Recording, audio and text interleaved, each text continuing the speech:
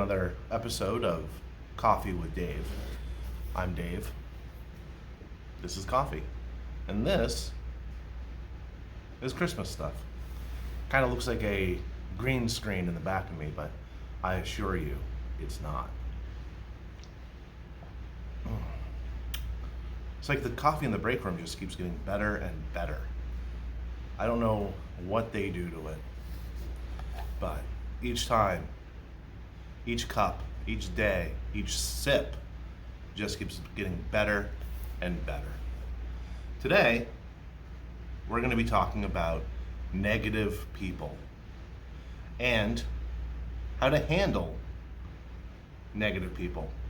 So, first thing we're going to do is we are going to consult and revisit this book right here. Discipline Equals Freedom, Field Manual by this guy, Jocko Willink. That's really what he looks like too. That's not a contrasted picture or anything. That's literally what the guy looks like. It's weird. We're going to be reading this passage here, Negative Talk from Negative People. And I know it's backwards. I'm filming this on my phone, turned around. So let's just get right into the book after we have another sip of this delicious break room coffee. I'm not being sarcastic with this. This is actually really good.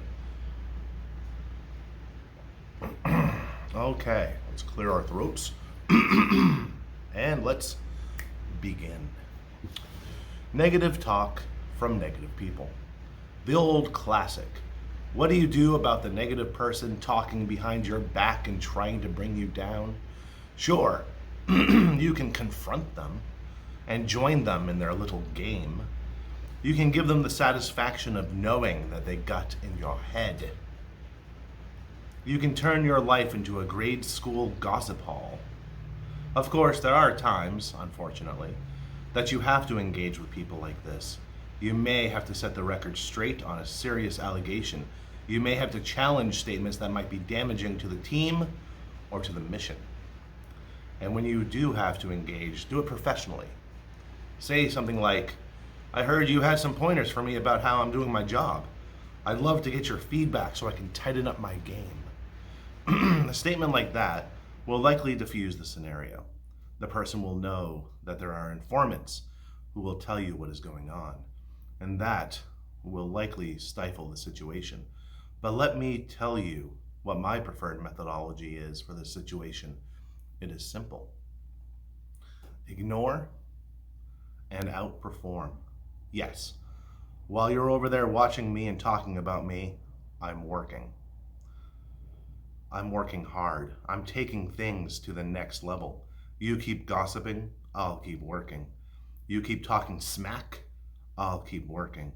You keep chattering about things, I'll keep working. You keep focusing on what everyone else is doing. Turning the page. You do that sentence again. You keep focusing on what everyone else is doing wrong, I'll keep focusing on what I can do right. And when you finally look around at where you are and where I am, you will realize that you have nothing to talk smack about, because you will lose and I will win. And this applies to when people are playing office politics or forming their cliques or working their personal agendas. Of course, sometimes you have to play those games too. But when dealing with people like this, let your first course of action and the fundamental core of how you handle it be very clear and very direct. Outwork and outperform every last one of them.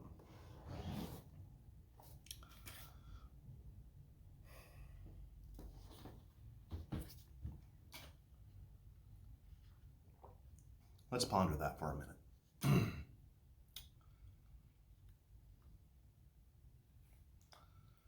Have you ever dealt with someone that was exceedingly negative, that never had a positive thing to say?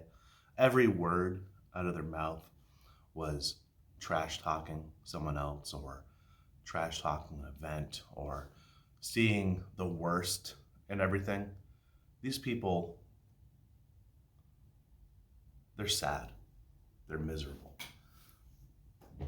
And they try to bring everyone down to their level. Because, as the old saying goes, misery likes company. And it's a sad thing. It really is. But these people are like energy vampires. And they feed off of your negative emotions that they cause.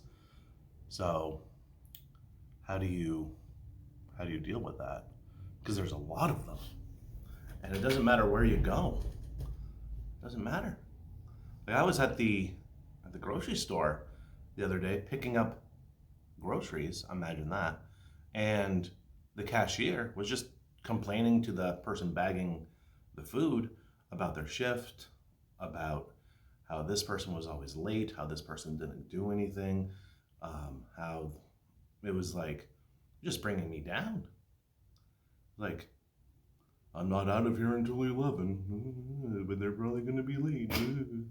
And it was, one, trying not to pay attention because, well, one, it's none of my business. Two, I honestly didn't care.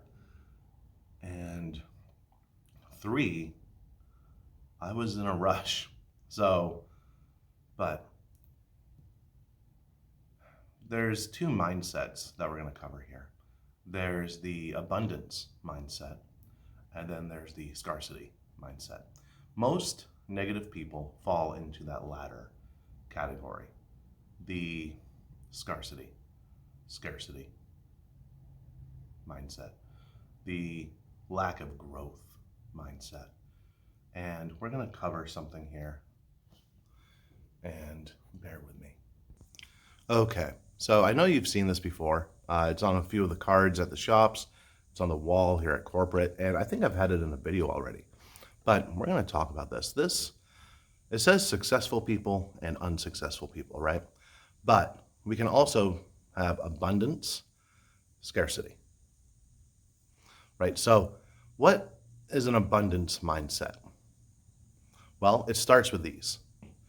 The read every day, learning something new every day. They compliment people. They embrace change. They're not afraid of it. They forgive others. They talk about ideas. They continuously learn. They accept responsibility for their failures, both in their performance and in their relationships. And they have a sense of gratitude, and they set goals and develop life plans. Let's take a look at the other side, and we're just going to pan down. Okay, unsuccessful people, or scarcity, this is the baseline. They watch TV every day, and I'm talking about garbage TV, right? They criticize people. They criticize everything. They fear change. They're comfortable where they are. They don't want anything to rock the boat. They hold a grudge. Cutting this person off on the freeway, they're going to be complaining about it all day, maybe all week. They can't believe someone had the audacity to cut in front of them, right? Or someone didn't hold the door for them. Or they got into a little tiny petty fight with their spouse or loved one, and they remember that 5 years from now and bring it up at a family dinner. They talk about people. In fact, I've noticed a lot of times with a lot of people, talking smack about people is how people gain friendships. It's really weird and it's really sad. They think they know it all. You can't tell them a thing. They blame others for their failures, both performance-wise and in relationships. They have a sense of entitlement. This is poison. And they never set goals, which is really sad. So let's go back to the table. Just imagine how sad those people are. That actually is making me tear up a little bit, how someone could live their lives that way.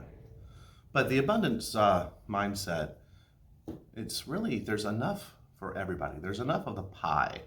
There's enough ways to build a skyscraper without knocking all the other buildings down. The scarcity one, well, there's not enough. If they don't get their piece of the pie, no one should. the best way of building a skyscraper, the highest skyscraper in the world, knocking down all the other buildings. And to me, that's the wrong method. The never set goals, that's not enough. I mean, everyone should have goals they're working towards, either weekly, monthly, quarterly, yearly, 3 years, 5 years, 10 years. You should always have a clear, defined goal in front of you, so you have something to work for. Entitlement, that is the killer. Entitlement is, well, why did they get promoted? I'm better than them. Prove it. Prove it, dude. They talk about people, that's all. I mentioned this when I was over there, and all they do is talk smack about people, and that's how they get friends. The negativity attracts, and soon they're like this, until the person they're talking smack about leaves or becomes friends with one of them, and then they're worst enemies. So nobody should ever fear change, and grudges will just bring you down. So again, what do you do with these people? Ignore and outperform. They don't last long. Either they're promoted to customers or they're promoted to acquaintances, right? Because nobody has infinite energy to deal with that. No one. And if you are this person, you can take steps to change. Gratitude is a big antidote to this mindset. So, write down 3 gratitudes every day and get yourself out of that negativity rut. All right, guys, gals, ghosts, girls, squirrels, lemurs, have a good day. I'll see you next time on Coffee with Dave.